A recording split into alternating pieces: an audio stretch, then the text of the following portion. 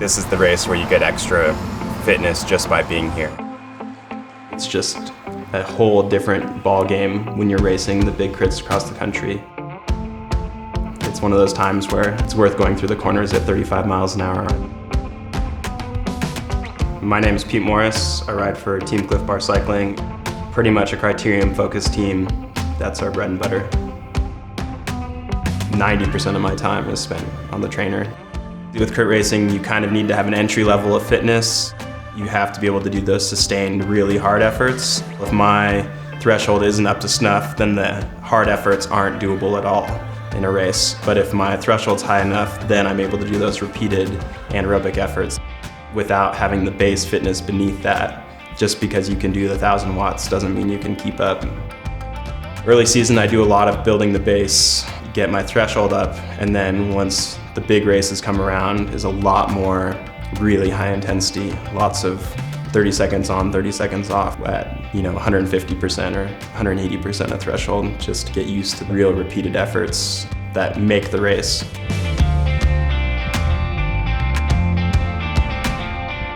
You can hang on without having the fitness, but you can't race without being able to do those really, really hard efforts. TrainerRoad workouts prepare us the best for the big races across the country. It's the necessary piece of the puzzle.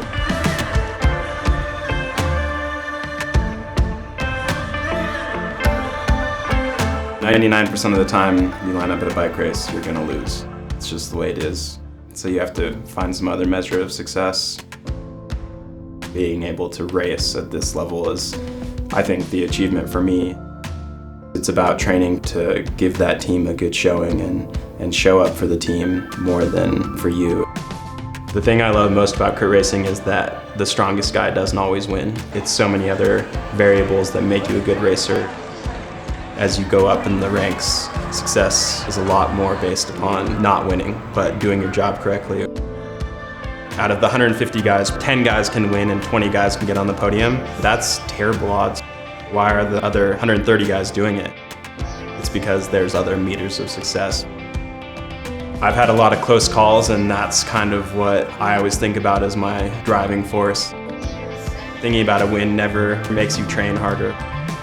Thinking about those close calls is what brings you back in to training and to try another year.